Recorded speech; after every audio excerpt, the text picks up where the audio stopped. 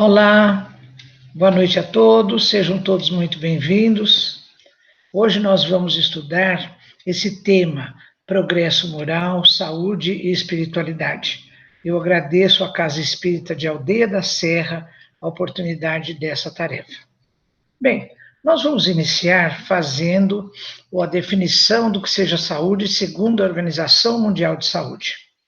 Ela diz assim: saúde compreende o estado de completo bem-estar físico, mental e social, o que transcende a ausência de doenças e afecções, ou seja, esse completo estado de bem-estar físico, mental e social independe da presença ou de ausência de doenças e de afecções, não é? Não é só quando nós estamos sem afecção e sem doença que nós temos saúde. É muito mais do que isso. A Organização Mundial de Saúde ainda recomenda um estilo de vida com pensamentos, atitudes e hábitos salutares, como é o caso de uma alimentação equilibrada, exercícios físicos, cultivo de alegria, de bom humor. E recomenda que nós evitemos hábitos não salutares, como comer e beber em excesso, guardar mágoas, ressentimentos e outras coisas. Bem, esse conceito emitido pela Organização Mundial de Saúde é quase completo, porque para nós espíritas faltou o quê? O aspecto espiritual. Quem vai tratar disso é Emmanuel, no seu livro O Consolador, no item 95. Desculpa, diz ele: em face dos esforços da medicina, como devemos considerar a saúde? E olha o que ele comenta: para o homem da terra, a saúde pode significar o equilíbrio perfeito dos órgãos materiais. Para o plano espiritual, todavia, a saúde é a perfeita harmonia da alma. Olha que conceito extraordinário. Vamos repetir para Emmanuel: saúde é a perfeita harmonia da alma. E ele ainda complementa: para obtenção da qual harmonia da alma, muitas vezes a necessidade da contribuição preciosa das moléstias e deficiências transitórias da Terra. A doutrina espírita, com certeza, é a única doutrina ou corrente filosófica que admite, que aceita que a ocorrência de moléstias, afecções e deficiências seja um recurso terapêutico para que nós retornemos o equilíbrio, a perfeita harmonia da nossa alma, representando o conceito de saúde conforme Emmanuel expressa nesse seu livro Consolador, não é? Então, nós temos aí um ensinamento extraordinário de que nem sempre, quando nós estamos na vigência de uma doença, de uma afecção, ou temos alguma deficiência, então nem sempre isso significa perda de saúde. Pelo contrário, às vezes esse é o remédio, é o recurso terapêutico, é o recurso pedagógico que a vida nos oferece para que nós equilibremos a nossa saúde enquanto perfeita harmonia da alma. Eu acho esse conceito de Emmanuel muito profundo, muito reflexivo mesmo. Vamos agora conceituar o que seja espiritualidade. Se a gente for no dicionário, nós vemos lá: espiritualidade é o estado do que é espiritual. Tudo bem. Mas aqui no nosso meio espírita, nessa nossa proposta, quando nós dizemos saúde e espiritualidade, esse termo tem outra conotação. Tem a conotação de transcendência, de busca de amadurecimento, busca de evolução espiritual, busca de patamares cada vez mais elevados de dignidade pessoal e coletiva. Portanto, para nós, dentro desse nosso contexto, e a nossa palestra de hoje está inserida nesse contexto, espiritualidade representa a busca de transcendência, de evolução espiritual. Bem, esse conceito, ele vem desde William James, professor de filosofia da Harvard University, lá nos Estados Unidos. E ele foi considerado o pai da psicologia americana, porque William James foi o primeiro indivíduo, bem no começo do século XX, que trouxe, através dos seus escritos, das suas palestras, das suas aulas, uma reflexão a respeito do papel da medicina, que não deveria se ater só aos cuidados do corpo físico, mas deveria levar em conta também as crenças, as convicções, as emoções, os sentimentos do ser humano. Então, ele propôs para a medicina uma abrangência no cuidado para com o ser humano, vendo nele o que hoje nós chamamos, segundo Joana de Ângeles, de ser integral. Bem, esse conceito de espiritualidade, que vem desde William James, ele é adotado como base do chamado paradigma médico-espírita de todas as AMEs, cada uma das associações médico-espíritas. Aqui no Brasil tem mais de 70, tem a Associação Médico-Espírita do Brasil Internacional, que foram lideradas durante muitos anos pela nossa querida amiga doutora Marlene Nobre, a quem eu rendo a maior homenagem. Eu tive o privilégio de conviver com ela muitos anos, de realizar viagens, tarefas com ela.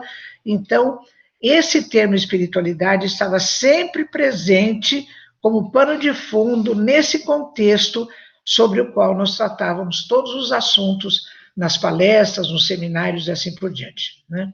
Bem, vamos agora ao conceito de religiosidade, segundo outros autores. Nos escritos acadêmicos contemporâneos, diz essa literatura, existe uma diferença nos conceitos de religiosidade extrínseca e espiritualidade. A religiosidade extrínseca é a prática vinculada à religião institucional, portanto, é uma prática exterior. Nem sempre, quando nós vamos à igreja, à sinagoga, ao centro espírita, nós estamos imbuídos desse sentimento de religiosidade. Então, a gente vai lá como se fosse um clube, a gente encontra os amigos, faz uma prece, canta algum hino, não é? Mas aquilo não introjetou, não entrou no nosso íntimo, na nossa constituição subjetiva da nossa mente.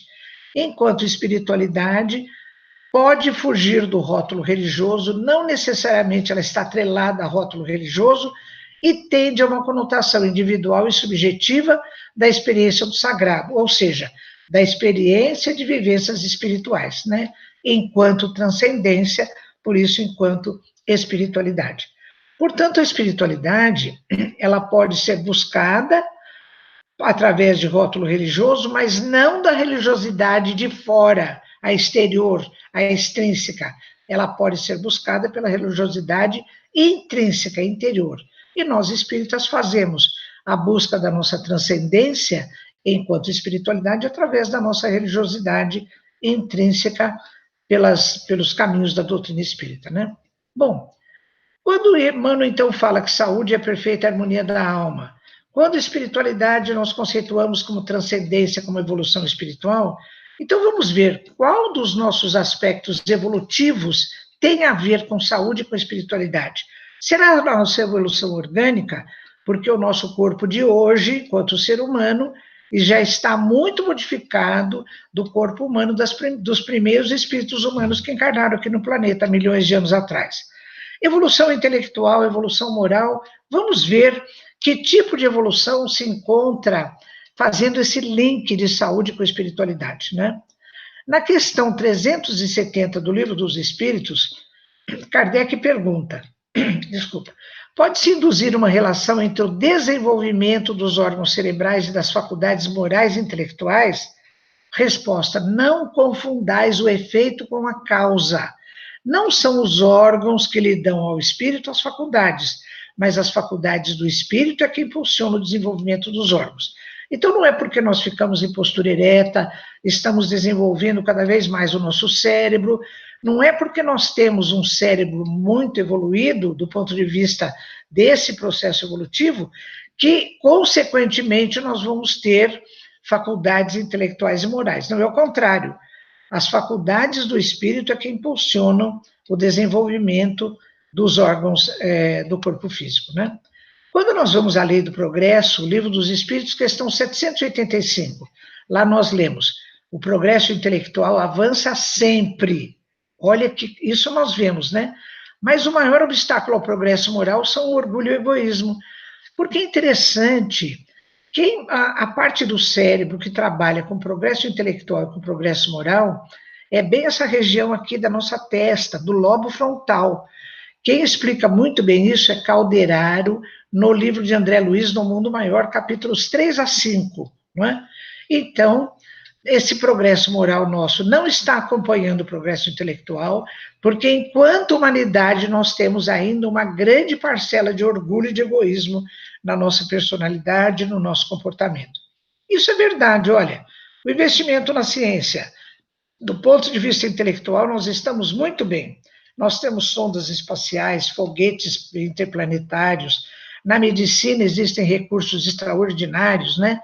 Na informática, por exemplo, com esse computador eu estou ligado aí ao mundo todo, não é? Depois também, aviões supersônicos, trem-bala, tem muito recurso aí que a gente se admira das conquistas tecnológicas do ser humano. Mas o outro lado não está tão favorável, porque nós vivenciamos questões sociais e morais muito graves. Fome, miséria, terrorismo, suicídio assistido, que existe lá na Suíça, em algumas clínicas, aborto, que está completamente banalizado em grande parte dos países do mundo. Então, são problemas sociais e problemas morais muito graves. Conclusão, a nossa moralidade está muito aquém do nível evolutivo que ela poderia ter, pareando com o nosso progresso intelectual. O doutor Bezerra, agora em 2010, através da mediunidade do Divaldo Pereira Franco, ele nos traz uma mensagem lamentando isso. Ele diz assim: nunca houve tanta conquista da ciência e da tecnologia e tanta hediondez do sentimento e das emoções. As glórias das conquistas do intelecto esmaecem diante do abismo da crueldade, da dissolução dos costumes, da perda da ética e da decadência das conquistas da civilização e da cultura. É uma pena, não é? Por isso que nós sofremos tanto, porque o nosso índice de moralidade está muito aquém do desejado. Ainda na lei de progresso, junto com as outras leis morais que estão na terceira parte do Livro dos Espíritos, na questão 780A, Kardec pergunta: como o progresso intelectual pode conduzir ao progresso moral? Olha a resposta.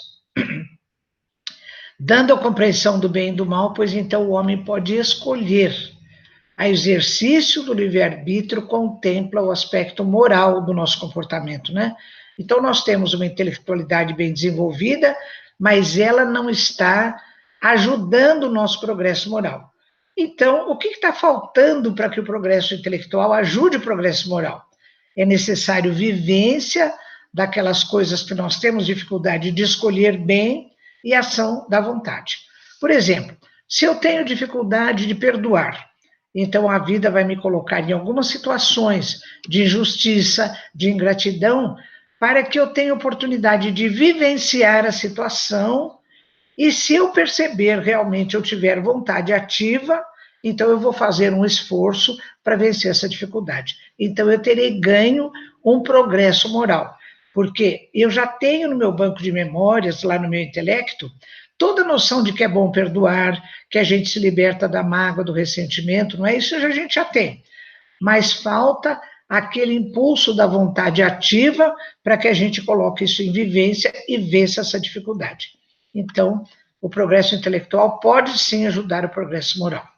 Bom, é tão importante o progresso moral que várias vezes na obra espírita da codificação nós encontramos uma chamada para isso. No livro dos Médiuns 303, Kardec diz: o objetivo da doutrina espírita é o aperfeiçoamento moral da humanidade. Ainda na Revista Espírita, do ano 1859, nós lemos assim: o objetivo da Sociedade Parisiense de Estudos Espíritas não é apenas a pesquisa dos princípios da ciência espírita, ela vai mais longe, estuda também as suas consequências morais, pois é principalmente nestas que está a sua verdadeira utilidade, né? Então, o chamamento. Quando se fala em moral, então fica aquela pergunta, né? O que será que significa moral? Kardec pergunta isso para os espíritos na questão 629 do Livro dos Espíritos. Que definição, afinal, se pode dar à moral? Resposta: a moral é a regra da boa conduta e, portanto, da distinção entre o bem e o mal. O homem se conduz bem quando faz tudo tendo em vista o bem e para o bem de todos, porque então observa a lei de Deus. E se a gente perguntar onde está escrita a lei de Deus, também temos a resposta. na questão 621 do Livro dos Espíritos. A lei de Deus está escrita na nossa consciência. Então, nós temos no fundo da nossa consciência a noção do bem e do mal, e podemos sim escolher o bem e para o bem de todos, né? Mas o que atravanca essa nossa escolha é sempre o orgulho e o egoísmo, né? O Evangelho também fala sobre isso. Bom, quando se fala em moral também, quando Kardec estruturou, através da codificação, a doutrina espírita, ele pôs como base a ciência, depois colocou um aspecto filosófico com consequências morais. Então, com consequências morais, porque ele queria que o conhecimento, e depois refletido no aspecto filosófico, favorecesse o ser humano. E o que vai favorecer o ser humano é o seu desenvolvimento moral, né? Então ele pergunta aos espíritos, na questão 625 do Livro dos Espíritos, qual o tipo mais perfeito que Deus ofereceu ao homem para lhe servir de guia e modelo? A resposta é direta, vede Jesus, né? Então Jesus é a maior referência da moral em toda a cristandade, particularmente na estrutura da nossa doutrina espírita. Então, no Evangelho segundo o Espiritismo, no capítulo 15, tem 3, nós lemos, em todos os seus ensinamentos, Jesus mostra essas virtudes como sendo o caminho para a felicidade eterna. Felicidade eterna significa o quê? Transcendência, não é? E transcendência corresponde ao conceito de espiritualidade. A que virtudes esse texto está se referindo? Olha o que Jesus recomenda. Bem-aventurados os humildes, os que têm o coração puro, os mansos e pacíficos, os misericordiosos. Amai o próximo como a vós mesmos, amai os vossos inimigos, perdoai as ofensas se quiserdes ser perdoados, fazei o bem sem ostentação, julgai-vos a vós mesmos antes de julgar os outros. Então, tudo isso que Jesus faz, todo esse chamamento à conquista das virtudes, é um chamamento para a busca da nossa transcendência, do nosso desenvolvimento moral. E Jesus é referência disso até porque, na Gênesis de Kardec, capítulo 15, no item 28, nós lemos, Jesus curou os males físicos, é verdade, ele curou cegos, paralíticos, curou deficientes, né? Mas, sobretudo, ele curou os males morais. Quando a gente vai lendo esse texto da Gênesis, a gente entende, então, que Jesus ele foi um agente de autocura, acima de tudo. Porque quando ele curava algumas pessoas, a gente pode ver em várias passagens, ele dizia assim, por exemplo, aquele paralítico que ele curou da piscina, ele dizia, vai e não peques mais, para que no futuro não te aconteça coisa pior. Quando ele socorreu aquela mulher que ia ser lapidada, não é, por adultério, quando todo mundo vai embora e ele ajuda a erguê-la, e ele pergunta a ela, cadê os que iam te condenar? Ela falou, não tem mais ninguém, Senhor, foram todos embora. Ele diz, eu também não te condeno, vai e não peques mais, né? Então, Jesus sempre recomendava a pessoa livrar-se dos seus males, das suas dificuldades morais, para que pudesse ascender a esses patamares cada vez mais altos de dignidade moral e, portanto, de felicidade e de transcendência, né? Então, frente a moléstias ou dificuldades, nós termos um recurso de uma estatura moral bem consolidada faz toda a diferença.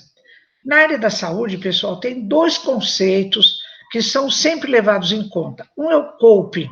Eu traduzi aqui, dentro desse nosso contexto, como sendo aceitação.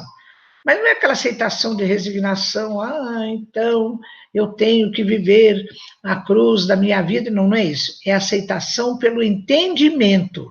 Então a gente sabe, lembra lá quando Emmanuel falou do conceito de saúde?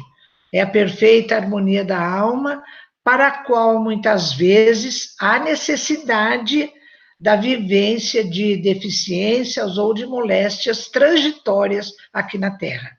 Então, quando nós estivermos frente a moléstias ou dificuldades, sejam elas de natureza kármica, como reparação, sejam elas inerentes à própria matéria grosseira de que é feito o nosso corpo físico, se nós tivermos o recurso de uma estatura moral bem edificada, nós vamos atravessar a doença e dificuldade e superá-la com muito mais facilidade.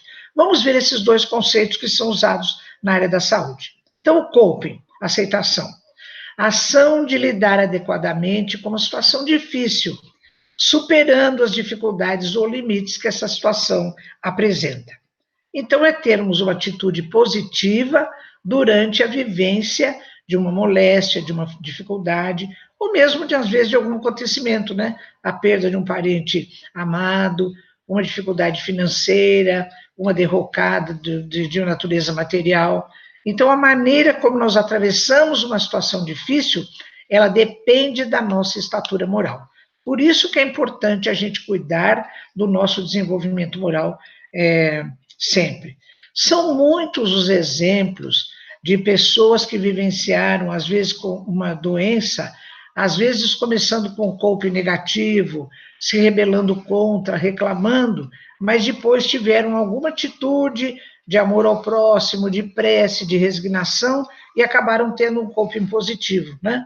Por exemplo, na vivência agora desse estado de pandemia do Covid-19, então nós estamos diante de uma situação difícil. Então, sabendo que as coisas, que nós estamos sob proteção espiritual, que essas coisas vão ser vencidas, vamos rezar para que a humanidade aprenda, né, a lição e possa vivenciar mais contato com a sua família. Então, é uma maneira de nós usarmos a nossa estatura moral para aceitarmos e lidarmos adequadamente com uma situação difícil. Outro conceito é o da resiliência, que eu coloquei aqui como sinônimo, dentro do nosso contexto, a palavra superação. Então, é assim, olha, essa palavra resiliência, ela vem de um conceito da física, propriedade que alguns corpos apresentam, de retornar à forma original após terem sido submetidos a uma deformação elástica. Então, a gente pega qualquer objeto nosso que tem essa capacidade de, ao ser pressionado, ele ceder. Então, quando a gente para essa pressão, ele deve voltar ao seu estado original, se ele tiver uma boa resiliência, né? Tem objetos que têm uma resiliência grande, outros não. Do ponto de vista emocional, que é o que nos interessa agora, é a capacidade de lidar com problemas, adaptar-se a mudanças, superar obstáculos ou resistir à pressão de situações adversas. Então, eu entendo que é diferente do coping, que é você vivenciar positivamente uma situação difícil durante a vivência dela. E a resiliência é uma atitude positiva após uma vivência difícil, amadurecendo e evoluindo com essa experiência. Porque tem muita gente, mesmo agora na vivência da pandemia, eu penso que deve ser um número pequeno de pessoas. Vai sair da pandemia, está reclamando durante e vai reclamar depois, né? Então, não amadurece com a situação, não amadurece com o problema. A maior parte da humanidade, eu sou otimista, eu estou esperando que vá ter uma atitude positiva após essa vivência difícil, vá amadurecer e evoluir com essa experiência. Isso é resiliência, né? Então, o nosso coping, ou seja, aceitação de uma doença, de uma dificuldade, de uma deformidade, e a resiliência vão depender da nossa estatura moral que nós vamos cultivar durante a nossa vivência, né? Por isso é que no Evangelho segundo o Espiritismo, no capítulo 17, cujo título é Sede Perfeitos, item 4, está escrito lá: reconhece-se o verdadeiro espírita pela sua transformação moral e pelos esforços que faz para dominar suas más inclinações. Porque através da perfeição, da transformação moral, nós vamos reforçando essa nossa estatura moral e tendo condições de vivenciar com mais facilidade, com entendimento, os nossos problemas relacionados à saúde enquanto perfeita harmonia da alma, né? Então, nós despendemos para isso esforço e boa vontade. Em um dos centros espíritas que eu trabalhei durante muitos anos em São Paulo, uma companheira nossa, sempre na prece final, ela diz assim: Jesus abençoa o nosso esforço. Eu ficava pensando naquilo, eu disse: meu Deus, mas isso é verdade. Porque o que nós podemos oferecer para nós mesmos e para Jesus, nas tarefas, né? Em sua homenagem. Nós não podemos oferecer esforço e boa vontade, não é? Então, isso nós temos que fazer, cada um consigo mesmo, para vencer as suas próprias dificuldades. Por isso é que a canção popular diz: Cada um de nós compõe a sua história, e cada ser em si carrega o dom de ser capaz de ser feliz, né? Então, eu termino essa minha apresentação de hoje com essa fala de Cora Coralina. Olha que coisa bonita que ela diz. Vocês se lembram lá para trás, na definição de moral, na questão 629, quando Kardec pergunta qual o verdadeiro significado de moral? Os espíritos respondem: o indivíduo se conduz bem, está dentro da lei moral, quando ele faz a distinção entre o bem e o mal, e então pode escolher. Esse verbo é tão importante que eu encontrei aqui numa fala de Cora Coralina. Olha o que ela diz. Mesmo quando tudo parece desabar, cabe a mim decidir entre rir ou chorar, ir ou ficar, desistir ou lutar. Porque descobri no caminho incerto da vida que o mais importante é o decidir, ou seja, é o escolher, né? A todo momento nós somos chamados a escolher. Então, se existe nós ouvimos alguma coisa de maledicência, nós podemos escolher reforçar aquela maledicência, ou podemos dizer, bom, vamos então tentar ajudar através de uma prece, de um pensamento positivo, não é? Quando nós vamos decidir a respeito de coisas muito graves, como, por exemplo, situações de aborto, de eutanásia, então nós temos que escolher, e vamos lembrar sempre da questão 629 do Livro dos Espíritos. Vamos escolher o bem e para o bem de todos, porque não vale numa situação que envolve várias pessoas a gente escolher o que favorece uma pessoa ou outra pessoa. O bem tem que dominar e atender a todas as pessoas envolvidas naquele contexto, né? Então, pessoal, com isso eu termino essa apresentação de hoje, agradecendo essa oportunidade que me foi oferecida pela Casa Espírita lá de Aldeia da Serra, e eu vou fazer uma prece de encerramento, enfocando a gratidão, não é? Porque eu aprendi da minha vida, como diz a Cora Coralina, né? Porque eu descobri no caminho certo da vida que o mais importante é decidir pela gratidão e não pela reclamação. Então, nesse momento, eu quero agradecer aos amigos espirituais, quero agradecer a todo o pessoal lá da Casa Espírita Aldeia da Serra, quero agradecer a todos que vão compartilhar dessa apresentação, desse estudo. Então, é assim, agradecendo a todos, que eu vou fazer minhas as palavras de Maria Dolores, na prece que ela faz de gratidão, ação de gratidão. Ela diz assim: no tempo que se desdobra, sem um minuto de sobra no dia se recompor, entendendo o tempo agora pelos bens de toda hora. Muito obrigado, Senhor, pelo sol que envolve o mundo, pelo chão vivo e fecundo, pela fonte, pela flor, por toda a amplidão que vejo do trabalho benfazejo. Muito obrigado, Senhor, pela fé que me descansa no regaço da esperança, pelas promessas do amor, pelo caminho risonho do ideal a que me exponho. Muito obrigado, Senhor, por todas as alegrias ante as bênçãos que me envias do plano superior e até pelos problemas e provas da senda em que me renovas. Muito obrigado, Senhor. Pessoal, até mais, até a próxima vez. Muito obrigada a todos.